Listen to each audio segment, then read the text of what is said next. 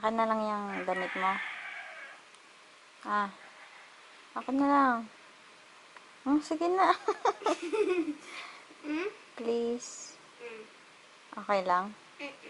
Promise? Appear yan, appear.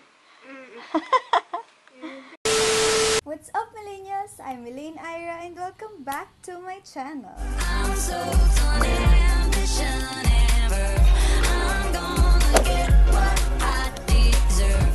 So, for today's video, ayan, magta-transform po tayo ng shorts ni Ram na hiningi ko na kasi naraw pa siya sa kanya. Siya na yung bunso, so wala nang magmamana. So, sabi ko, akin na lang kasi may nakita nga ako sa channel ni Navarros. Matagal na to guys, yung tinransform niya yung mga outfit ng kuya niya or hindi ko alam, basta yung brother niya, tapos ginawa niyang outfit niya, gano'n, pang magandahang, pang malakasang ganyan, tignan niyo naman, tumingi pa ata, but anyways, ayan, so ipapakita ko sa inyo kung paano ko siya tinransform, super dali lang guys, and sobrang gustong gusto ko nung palda, like legit, gagawa ko ng madaming ganito pag madaming malakihan sila, ayun, so naman ko na yung bunso namin, ang bilis, but anyways, ayun, so kung excited na rin kayong makita, let's get into this video.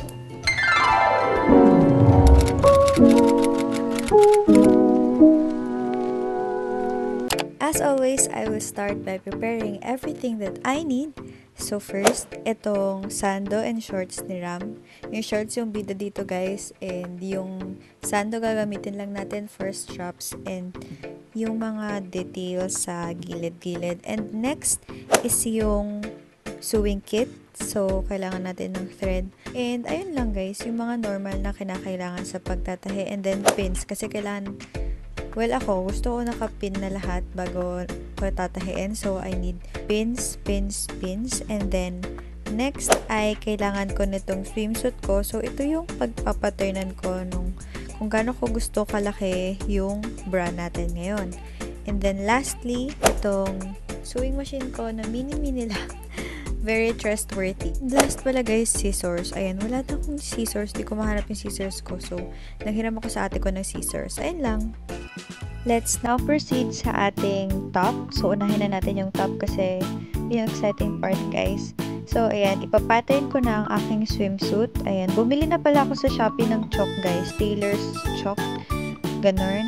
So, 10 na yan sa isang pack. Like, super mura lang guys. So, ayan. Wala lang. Share ko lang. So, ayan. So, papattern ko lang siya. And then, gumagawa ko ng konting allowance. Kasi, baka hindi siya magkasya sa boobs ko. So, ayan. After kong na-pattern, gugupitin ko na yung unang side. And then, kapag nagupit ko na siya, yun na lang yung ipapattern ko sa other side. Para sure na equal sila.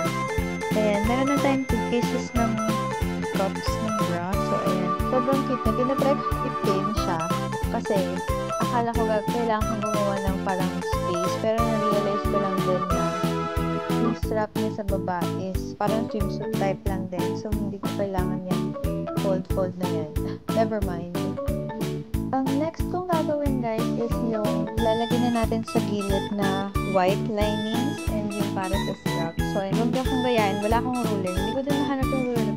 Hindi ko alam kung saan nilalagay yung mga gamit ko. I should start organizing my stuff.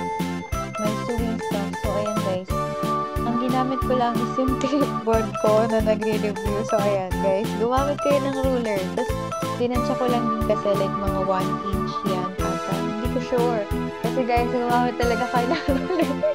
Grabe bad example. But ayun guys. Kung titignan nyo naman, rough estimate lang yan. Hindi ko alam kung pantay-pantay sila. Pero mukhang pantay-pantay naman siya kasi pinraining ako ng tatay ko dati na mag-drawing ng straight line sa papel. Akala niya mag-i-engineer ako. Hindi ako nag-engineer. Pero ayan, diba? Nakakapag-drawing ako ng straight lines ng mukhang pantay. Char. After ko mag-line, I proceeded on cutting them all. Oh, ayan, may magic pa.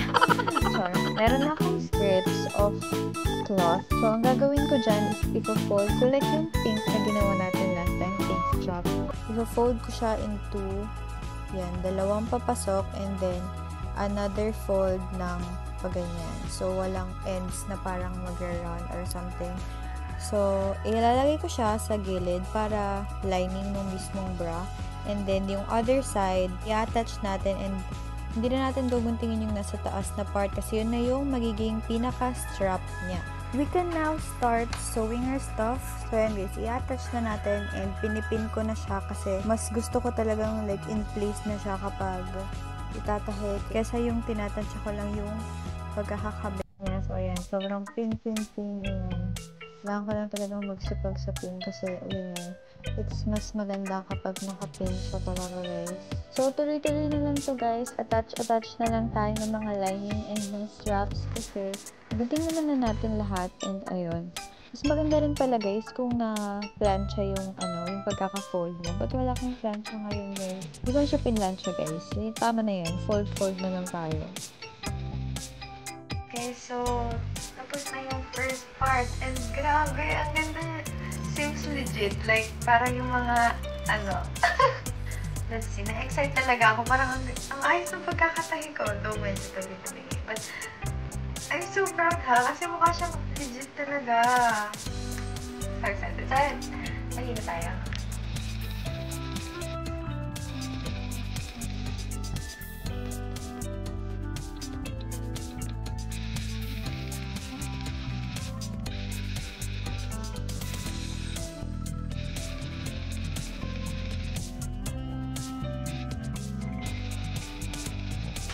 So, ito na siya. After kong attach ng mga strap. O, diba ang ganda? Like, ang ganda guys! Like, parang legit siyang swimsuit.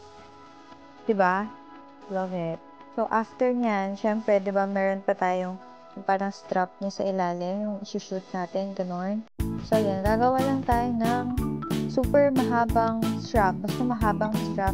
Yan, ginawa ko na siya. Yung parang ginawa lang natin sa pink. Last time, so kung napapansin niyo sa strap natin, black na yung ginagamit ng thread. Kasi first of all, wala na akong white. And second of all, parang magkaroon siya ng style. Charot guys, nawala na talaga ako ng white. There's no reason other than that. So, ayan guys, nabili na ako sa Shopee 12. Kasi, ang dami na ng kulang. So, ayan, isushoot na natin siya guys. Always use a safety pin para mas madaling ipasok. And, na-realize ko wala siyang butas sa baba kasi nga, tinahi natin yung gilid, yung lining niya. So, ibudasan ko lang siya sa loob guys para, ayun, may dadaanan tayo. And then, meron naman siya parang built-in tunnel kasi yung sa baba ng shorts namin, meron siyang parang tunnel. Though yung iba na close niya kasi natahi. Tatanggalan lang natin yun ng mga pagtatahi niya and ayun, shoot lang natin. And that's it guys. That's how you put the strap. So, let's now proceed sa skirt na part. So, itong shorts yan and yun yung aftermath niya after maputulan nung sa bra part. So, ang ginagawa ko dyan guys, kung nakikita nyo, tinatanggal ko yung niya, tahi niya sa gitna kasi, diba, gagawin natin skirt so dapat wala siyang ganyan. And after nyan, ayan, nilinihan na natin ang parang siya kasi kung in-straight ko yan, super mini skirt na, baka hindi ko rin lang masuot. So, medyo nakayo siya and mas mahaba sa likod kasi medyo nang-flip guys. So, kaya natin mas takpan yun kasi sa front ko. Kasi flat naman yung front ko. Medyo na-imbit pa ito. So, ayun. Hindi ko alam, ba't ako bumubulong? Kasi naririnig ko rin naman siya. So, ayun. Kailangan na natin mas malaki yung likod kasi medyo malaki yung puwet ko. Okay. Sorry, guys.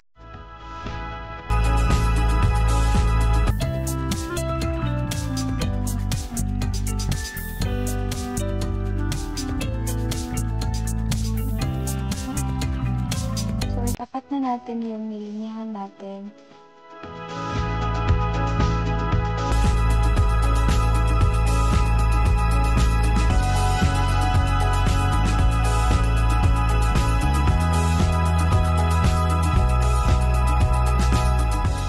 And after that, maglalagay tayo ng straight lines para dun sa mga excess na hindi na natin gusto.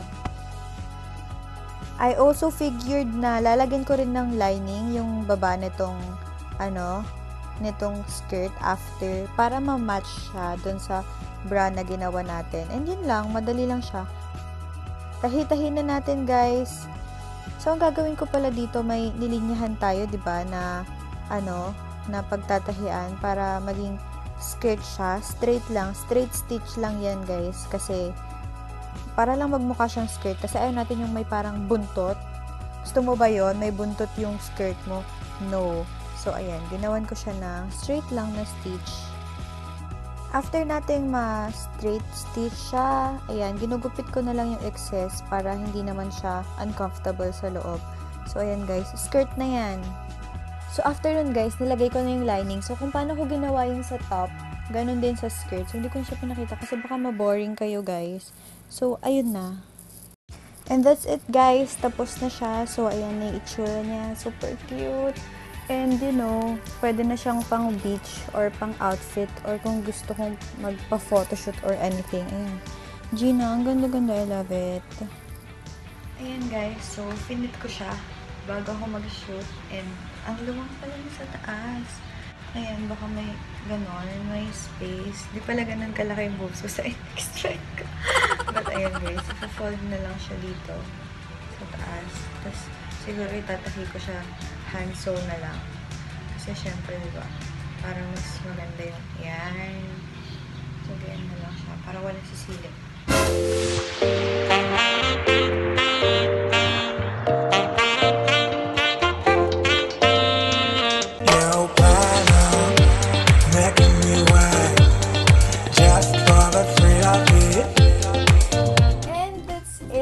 This video. Ayan guys, thank you so much for watching. Ayan, medyo okay na tong shorts ni Ram. Siguro magagamit ko siya pag pupunta akong sa beach. Sure. Okay lang ba yan? Tapos, ayun, hindi siya masyadong nakikita yung nipples guys, kahit na super, ano lang to, isang tela lang. Hindi ko na siya nilagyan ng lining sa loob. So, hindi siya halata. Tignan nyo nga, oh, diba? Halata yung nipples niya. So, winner. Tapos, ayun, sana talaga mana ko yung yung skills na, kasi si Mama Kat, alam nyo guys, nagtatahi siya, meron siyang makina, gusto nga niya ipamana sa akin yun, kaso, hindi na gumagana, so ayun, gusto ko na mamana yung mga skills nila, tsaka si nanay, kasi yung mama din ng papa ko, nagtatahi din, lahat ata ng lola noon, nagtatahi, pero ngayon, wala lang, ako lang ata yung nagtatahi dito sa bahay namin ngayon, so, ang ganda guys, nakaka-proud siya, kapag may fulfilling feeling siya, feeling. Basta yun, after mo makatapos ng project, parang ang ganda. Tapos, ayun nga, like, so, ayun guys. Thank you so much for watching. Sana nag-enjoy kayo. Sobrang nag-enjoy na ako sa pagtatahi talaga. Like, stress reliever ko na siya. Char. So, ayun guys. Thank you so much. Alam pa ulit-ulit. Thank you so much for watching talaga. Ako nakaabot kayo dito. And you guys can follow me on all my social media accounts. Everything is at Melina Chuchu. My Instagram is at Melina Chuchu. And my Twitter is at Melina Chuchu. And if you're not yet subscribed, mag-subscribe na kayo. Just click here. And if you wanna watch more videos, just click here. Bye!